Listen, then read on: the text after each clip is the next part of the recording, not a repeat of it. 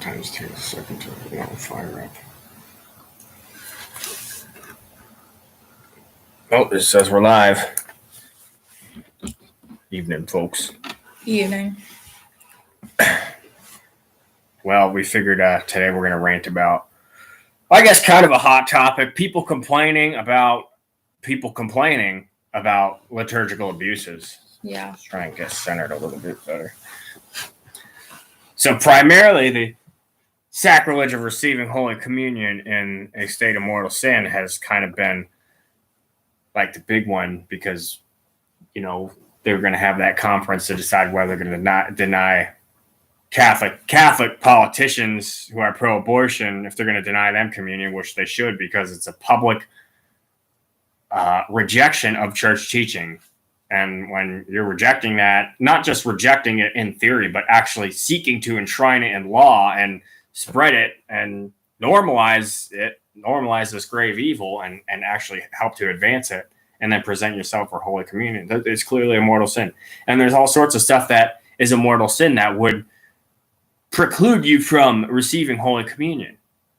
That is, in most cases, your own responsibility, because obviously a lot of people don't really know what you're doing behind closed doors. But the fact that these politicians are so public and obstinate and so forceful about it, that this is why it's fair for bishops and priests to refuse them communion, because it's a public sin. It's a sin of scandal.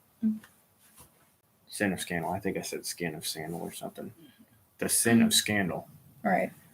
Yeah. And then as a result of this, we got all these people coming out saying how, it's terrible to refuse people communion because of this and that, and nobody's perfect, and we need to deny people communion for this and this and that and that. It's like, well, kind of, yeah, we do.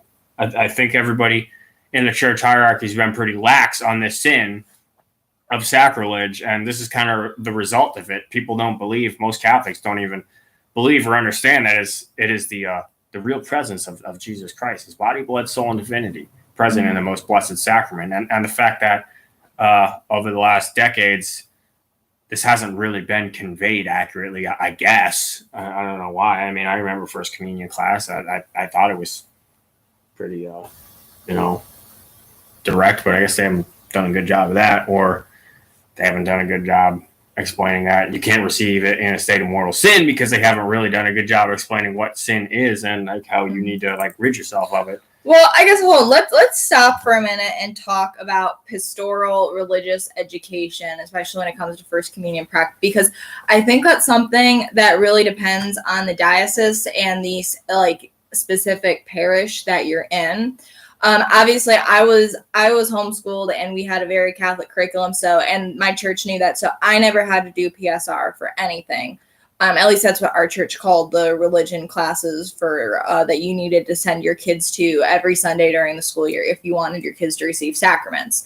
Unless they went to a Catholic school, then they were exempt or homeschooled. But I remember, and this sounds terrible, but it's a valid point. I remember every year what our church used to do is part of the First Communion training prep work was the class had to present a scrapbook, which was essentially a binder, kind of sharing a little bit about themselves and about their faith journey and about them and about, the reception of the Eucharist. And of course, my family, we had to do this too, even though we were homeschooled. And usually we had 1 or 2 pages of just, this is my family, this is pictures of me. But then most of it was, this was the date of my baptism. I'm excited to receive communion because of this. Here's some samples of my religious schoolwork. I'm praying for this. I'm thankful for this. This. Those kinds of. This is what my faith means to me.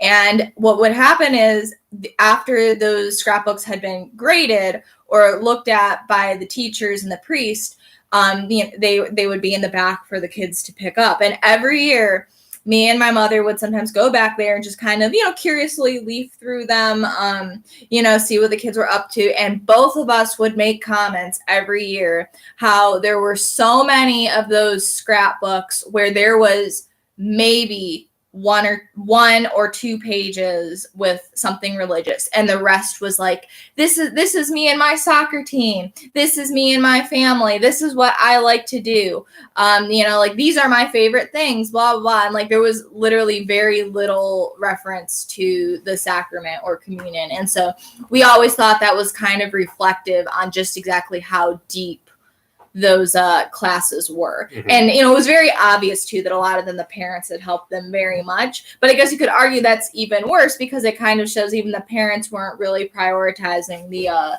spiritual aspect of it. Yeah, it's kind of just a big initiation event. Like, oh, you're a full cultural Catholic like us now. We're gonna have a party and we got a big cake, and your grandma bought you a rosary, and this is so great. Like, hey, first communion. That kind of actually reminds me.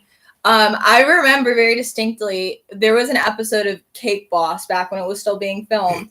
And it was funny because it was the guy, Buddy, his daughter. He was making first communion cake for, I think, his daughter. I think it was his own daughter, but maybe it was a niece. And he said, oh, I'm so excited to do this. He goes, this is just such an important family tradition. That was how he had described it. And I was just like, wow, okay, buddy, okay. And I think he I don't think his faith was ever really brought up in the show otherwise, which, again, not that was the point of the show, but at the same time, so if you want to play the Catholic card, and if you were like, maybe when you have this massive platform, you could have maybe tried a little. Probably doesn't even know any better. No, but I just thought, when I get stoned and drink all night long, it's just a family tradition.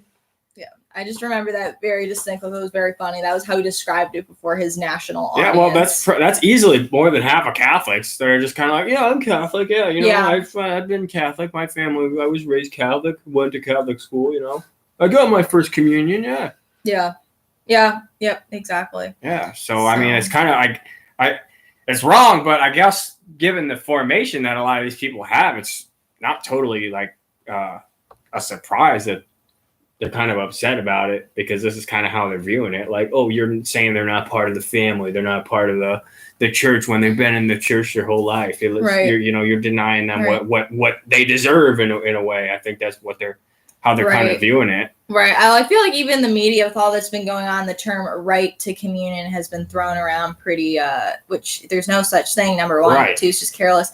But honestly, if it were up to me and I was in the church hierarchy, not even the hierarchy, if I was in the clergy, if I was the opposite sex, and I was called to that higher vocation. All right.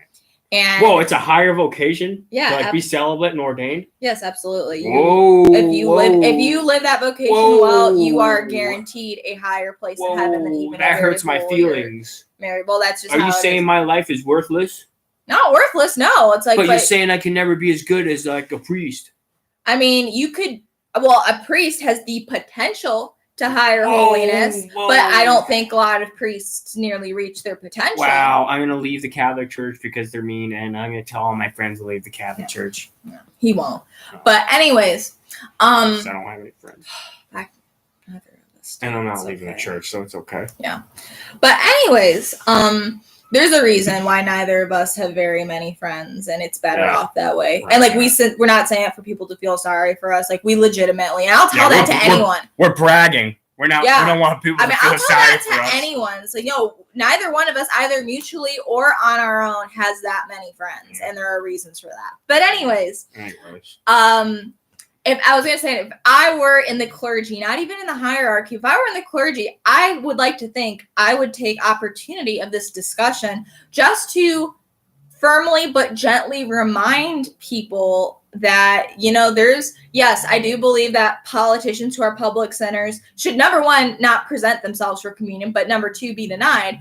And then I would say, but also, just so you know, there are multiple sins that are very common occurrences in most people's daily lives that you also should not present yourself for communion. And if I, as a priest, knew for sure that someone was actively engaged in these things and they had not confessed, I would also deny them communion. Mm-hmm. And here they are. And just do a bullet point list of all of the basic, not even going into the details, But the basic sins that Catholics commit, most average Catholics commit and don't realize how grievous they are, like cohabitation, drunkenness, drug use, illicit drug use, not like medicinal.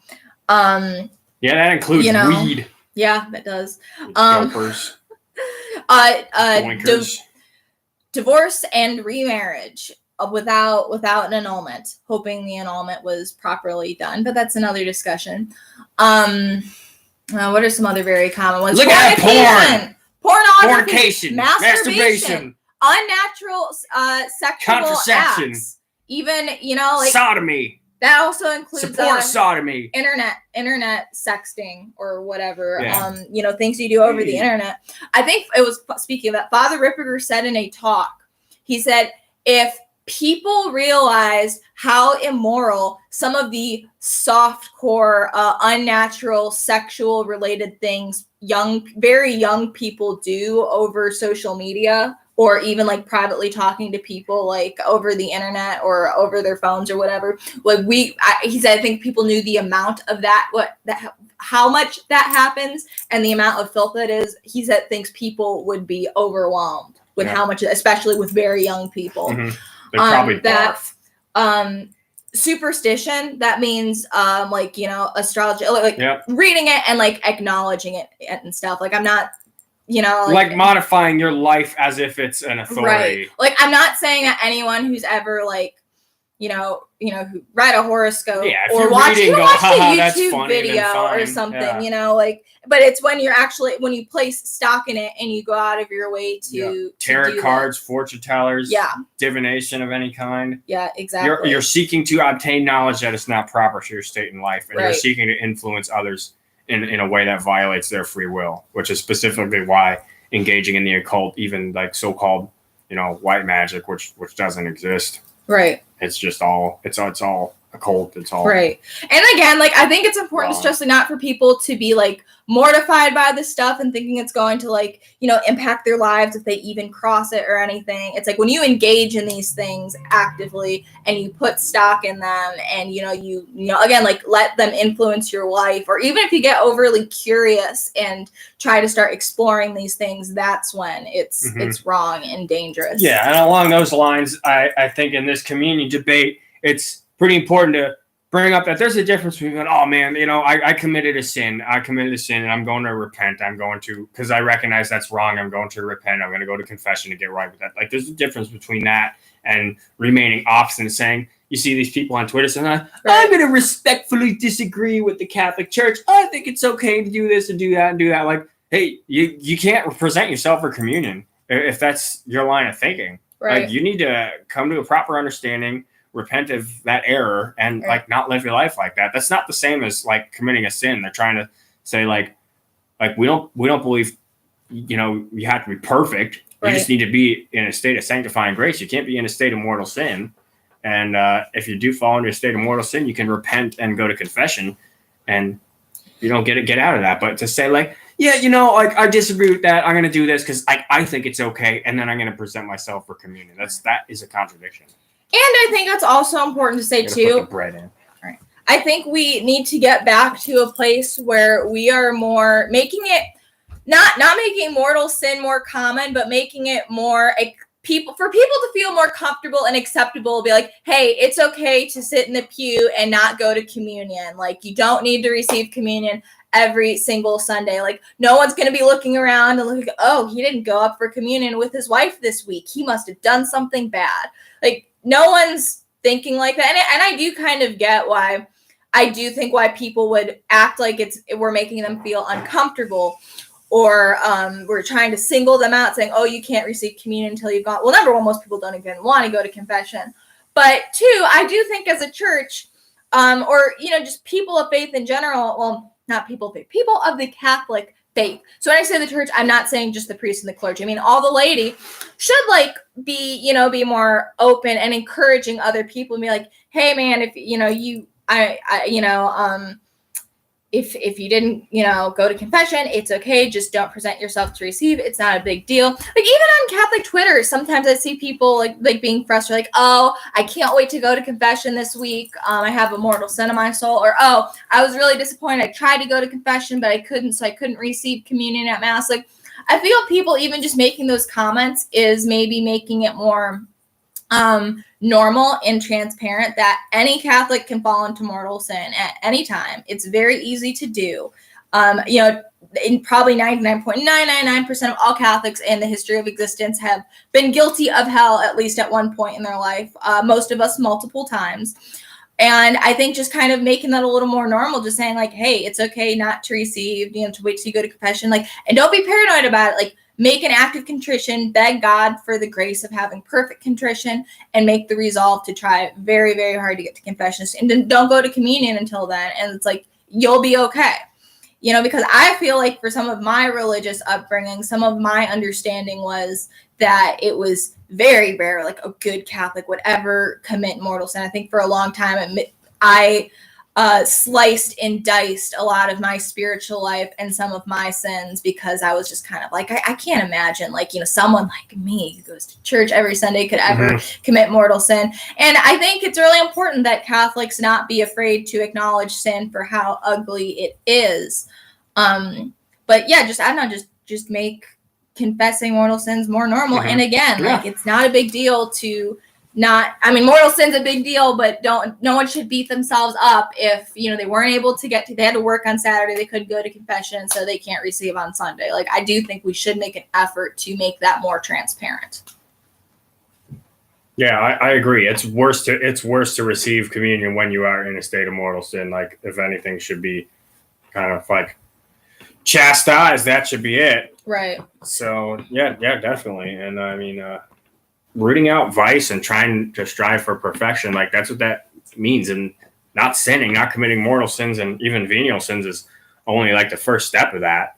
Like it's not like you're a saint just because you stop sinning. It's kind of like the beginning. Father Ripperger says that a lot. Like that's like the purgative state of the spiritual life. That's like the first step. So yeah, this is why you hear a lot of people. The number of people who are saved is so few, is because like few people even get to that point where you're not habitually committing like mortal sins on a regular basis. Right. But like back to the whole bishops thing and the people getting mad about it. I think certainly it kind of puts them in a weird spot where they can't just come out and reiterate church teaching. I think it's been so bad for so long that you have like a couple generations probably of people with this upbringing where their view of the Eucharist is such that they don't think it's a big deal if they're in mortal sin, or they think it's just their right because they were baptized or whatever. Like, I think the bishops almost would have to come out and say, hey, collectively, we've kind of dropped the ball over these last few decades. Like, this is what the Eucharist is. This is what it means. This is what the church teaches and has always taught. We just haven't really done the best job of conveying that. Like, we're sorry for that. We want to use this opportunity to kind of retroactively instruct people and do better moving forward. Because I think these people, like the people that are saying, "Oh, I'm leaving the church if they deny communion," like this is wrong. This is the last straw or whatever. Is that if the bishops just kind of come out and say, "Hey, this is what it means," like these guys aren't getting communion because it's church teaching or whatever. You have all these people who are raised kind of with the opposite view of that, and so I think if there's no acknowledgement of that kind of malforming of all these generations, then that's what you're going to get, is just these people saying, "Oh, I've been Catholic my whole life," and well, again, I do kind of think that we need to. It's almost. I kind of wish that we went back to like if the USCCB had their act together, like make a letter and send it out to all the dioceses, to all of the priests, and say it's mandatory that this be read in every single parish, and just be like, this is, and just do the abbreviated version. Like, this is what the catechism says what the Eucharist is. This is what we believe. If you are in a state of mortal sin, you should not present yourself because it is another mortal sin, and you will go somewhere you really, really don't want to end up if you do. And then just say, by the way, here are some very prevalent mortal sins here in the modern world that we understand that a lot of people might not recognize are mortal sins, and these are them. And then just kind of go through again a bullet point list of just the most common ones. But I think it's difficult because we're at the point in one of Father Ripperger's talks, he had mentioned someone had asked him a question, and he's firmly believed that by the time your kids are teenagers, they should not only know their catechism very well, but you need to teach them the philosophy and the doctrine supporting them, and so they can answer why that's wrong. Like, this is why cohabitation is wrong. Mm-hmm. This is why, because he said, if you only teach them the what and you don't teach them the why, what's going to happen is they're going to turn 18. They're going to get jobs in the real world. They're going to move away from home, and all of that's going to be undone because they'll just know that, oh, I was told this was bad, and that's all there is to it. And right. then you've lost them. So he said, when your teenagers, your Catholic teenagers should be, you should be able to drill them to ask them questions like, why is this wrong? Why is this a sin? What's the church teaching on this? But why is that church teaching on that?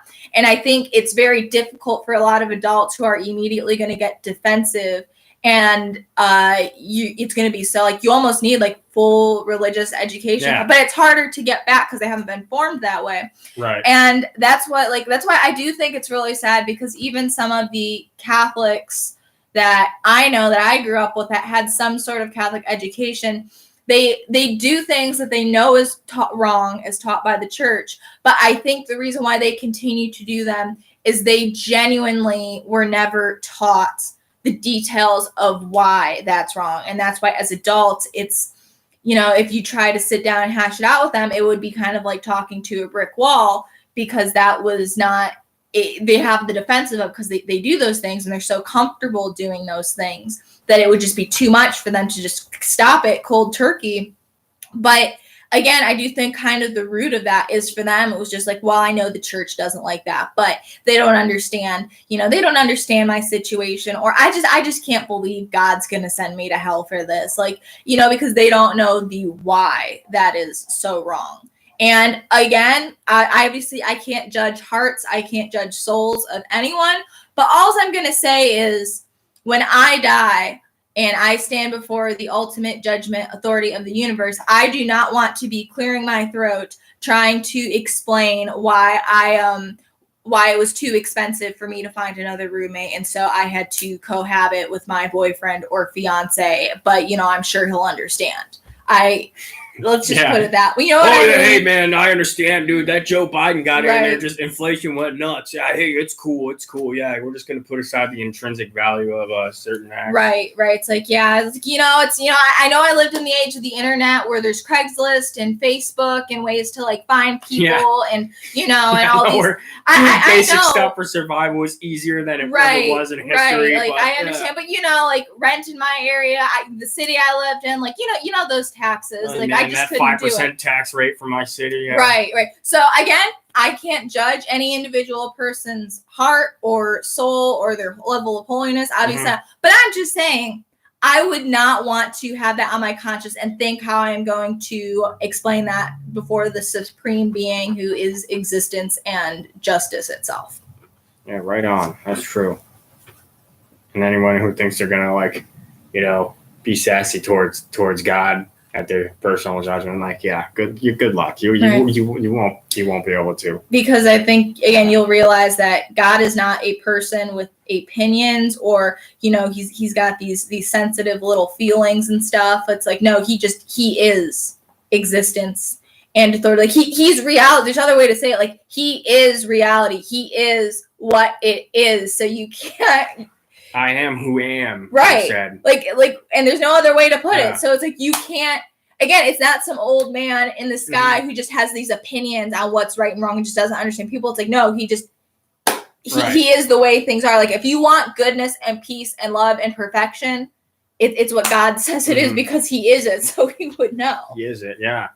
Yeah. And I think that's a powerful link between like philosophy and theology when he says that to Moses, I am who I am, because that's essentially he's saying, I am the prime mover. I am the cause of the universe, the uncaused cause, the unmoved mover that like Aristotle talks about and stuff. So he's not just kind of claiming to be some other silly deity, that these other people have worshipped. So that is kind of a powerful link.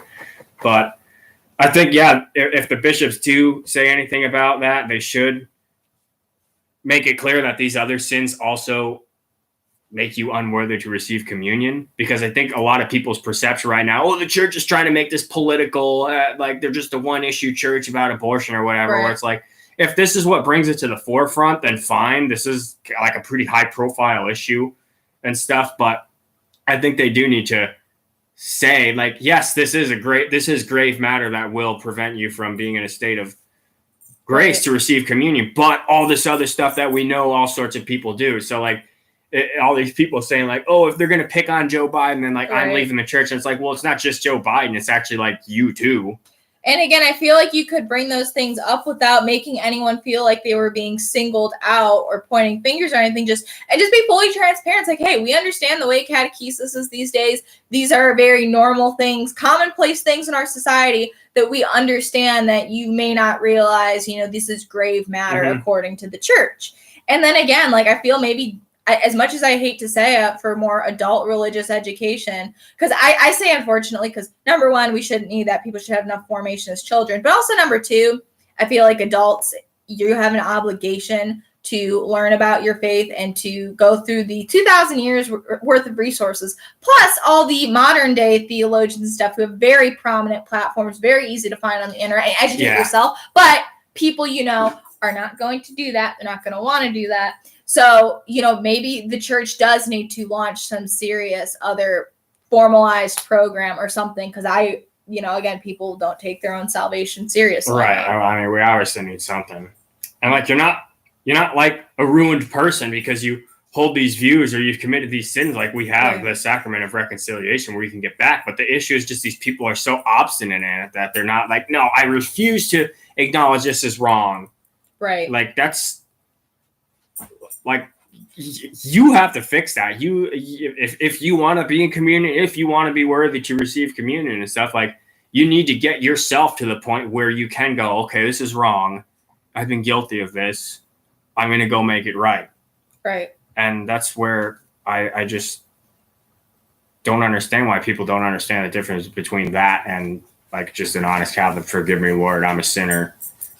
I mean, God, you're wrong about this and wrong about that. Like, I'm not gonna alter my will in order to get right with God. And I feel the Catholic Church's view of forgiveness and redemption is probably arguably the most radical of any other world religion, because unlike the Protestant stuff, like we say, we don't just say, oh, Christ just overlooks your sin. He just kind of washes it away in his blood, which, by the way, is also ironic that Protestants say that the passion and redemption was so powerful, but yet they don't like to meditate on it or talk about it or keep crucifying. They don't know that's another point. But anyways, back to my original point. What makes the church so, as unlike the Protestants, we teach that, no, Christ doesn't just blanket it in snow. He doesn't just wash it away. Like, your soul, like you can have that sin removed from your soul. Yes, there's still temporal punishment and retributions due, but your soul can be made like white again as it was on the day of your baptism. Like you could be worthy to have your place alongside the angels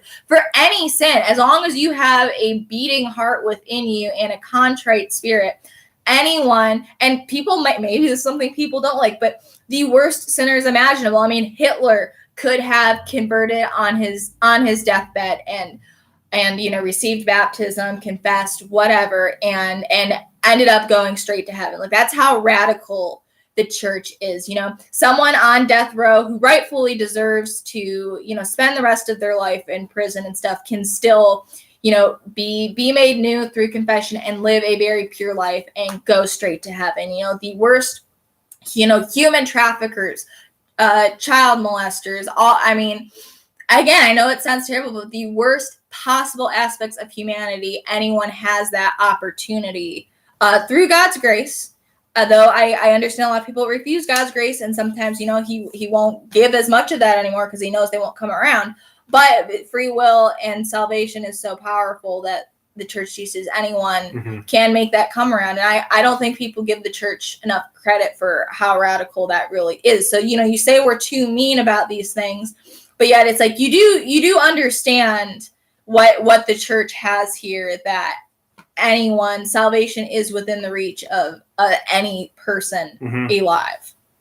I heard somebody say that there's people writhing in hell right now that at one point in their lives were holier than you will ever be. And I think kind of the converse of that is that there's people in heaven that have committed much worse sins than you have in your life. That's true. And then just the fact that you're like, oh, well, you know, that's not that bad. Like, I'm not going to worry about that. Like, oh, I just tell God I'm sorry and it's fine. Like, right. Like he's all merciful in the sense that you have that ability, that privilege, so to speak, to make it right with him. Like, that's kind of like the mercy part, but like the justice needs to be satisfied. And like, especially nowadays, like the penances that you receive, like I think, and somebody asked Father Ripperger a question about that in one of his talks. Like, do you think, like all these penances and stuff, do you think we just become too soft, or do you think God, because everybody's so sinful these days, has, you know, through the church made it easier, so to speak, in order to make it right? He says he thought it was a little bit of both. Yeah, that because modern man is so sinful and we're just clouded with so much heresy and not to mention sin is easily accessible too. Like, you can find websites exactly dedicated to cheating on your spouse. You know, they said from the comfort of home. Yeah. The one guy was saying, it was kind of funny. He was like, you know, back in like the Middle Ages, you kind of had to like go out and seek it. You know, you had to like go to a tavern or go downtown or something like that. Whereas now you just like turn on a computer. So not to mention all the distractions and noise from electronics to music to just the hustle and bustle of the modern world to distract you from, you know, meditation or prayer or you know, you had more work to keep you busy. You didn't have that idleness. So, you know, I do think that that's a big part of it. You know, it was kind of funny. It was at work today that other guy came over to our area and he was just like, he was just like making noise. And I'm like, dude, can't you ever be quiet? And he's like, what? Like, no. Why? Like, why? I'm like, just like, that's not good or whatever. I'm like, yeah, it is. Like, you need to like be quiet sometimes. Right. And there's so many people like that. They just have to have music going, or they have to have the TV on, or they have to be talking to somebody on the phone or doing something. Like, it's pretty much completely eliminated in our culture today. Right. How many people, simmer down, like how many people for 15 minutes a day actually just kind of are in silence?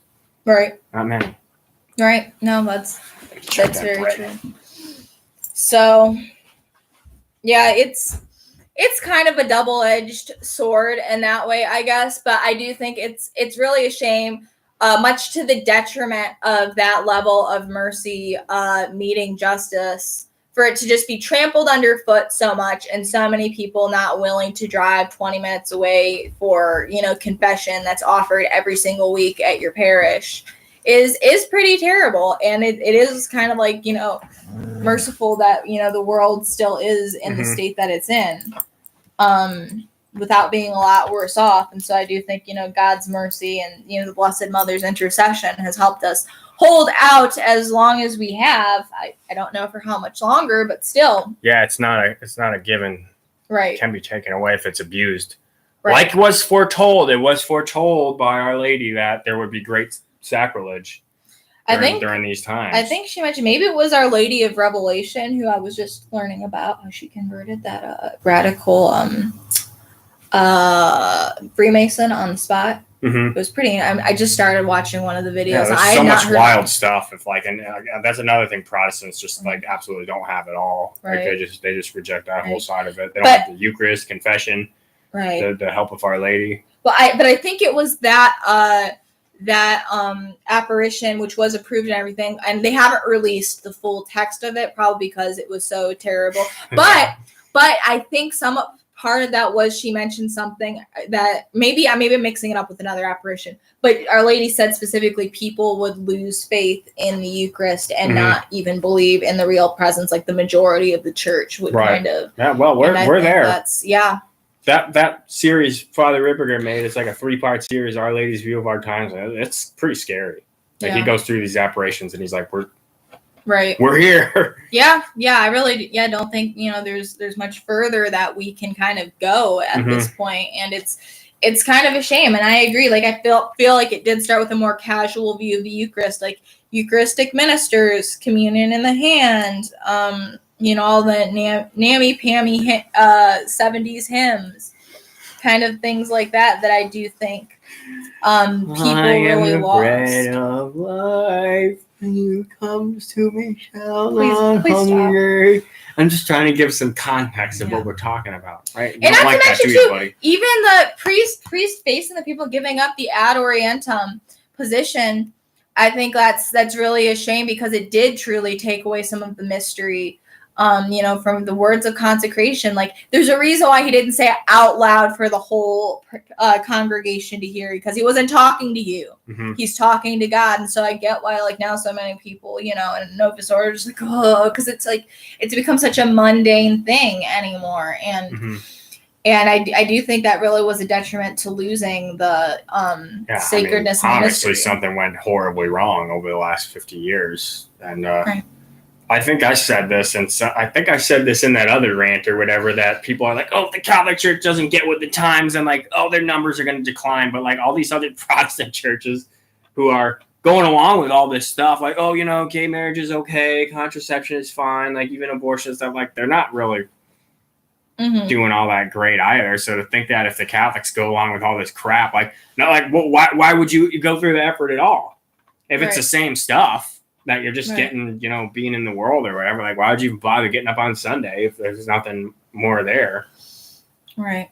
But again, I do think it really comes down, though, a big part of that is also not just keeping the tradition, but also just the catechesis of so many people coming up in the faith who really genuinely don't know Jesus. Like, I feel so many Catholics just know the liberal, greenwashed version of Jesus and all of that. And, I think that, I think even a lot of ex-Catholics are like, oh, I go to this, this Protestant church now. And it's like, I have a personal relationship with Jesus Christ now. And I did feel like I didn't have that in the church. And I'm like, well, you could have, but I think, you were not properly catechized as well, in the Catholic Church, again, which is a shame. To be able to have that. So. Yeah, it's a shame. We're in a rough spot, and it's particularly hard to try and evangelize and convince people of the truth of the Catholic faith and try and bring them into that, because obviously we're called to do that, and because we love our faith, you want to do that. But I was telling her earlier, it's kind of like trying to invite somebody over to your house, and you're facing them here, your house is in the back. You're like, hey, just come on over. Like, my house is really nice, it's really great, or whatever. Whereas they look over and there's like the house is on fire, and like there's stuff flying out the window. There's people fighting on your porch, and there's like dog crap all over the lawn or whatever. Like, oh, trust me, it's really nice on the inside. It's just like, don't pay attention to the outside. Like, who's gonna go along with that? People look at the church and be like, well, there's all this sex abuse scandals, there's cover-ups of that, just all this weirdness coming out of the church, financial all this stuff, financial scandal. Corruption, and like, oh, don't worry about that. Just look past that. Like, obviously, we believe there's something there, but to convince somebody who's either fallen away from the faith for reasons like those, or just they haven't been brought up in it, like, it's very hard. And like the church isn't helping us out trying to like do our job as lay people to like show other people the beauty of the faith. And I feel like the church, I guess the people in the church who are more directly responsible for that are definitely going to have the most to answer to, and will certainly pay a very high price on the day of their judgment if they don't confess. However, I do want to kind of highlight, even though that to an extent can maybe somewhat lessen people's culpability for leaving the church, you also have to remember every single person is judged on their own merits and for their own actions. And so people who are leaving the church, again, at their judgment, I don't want to be the kind of person that was like, oh, but Lord, like, I just couldn't take, the corruption and the scandals. So I ended up leaving. That's, again, I'm sure the people who are setting the bad examples and starting the scandals will have a higher price to pay, but that still doesn't really matter for other people still, Right. Yeah, it's a rough situation, and like, there's just there's almost like an embarrassment to it. People will actually try and like shame you or embarrass you when they find out you're Catholic. I've been pretty lucky at work actually when people found out. Well, when I told them, and when they found out, I guess. But like, it's kind of tough, and I don't want to portray myself as a victim, but I'm just saying, like, it does make it harder to try and share that with people when like the church is like, honestly, it's just such a mess today. I can't even like hold of these teachings. Is the bread ready? The bread's ready, yeah. Yeah, right. I'm hungry. It's I'm ready. hungry Time too. for some bread. Okay. All right. Well, I think that's all for now, folks. But we're gonna rant more because like there's no shortage of stuff going on that he's ranting. Right? Oh, that's right. We'll be back. We'll be back.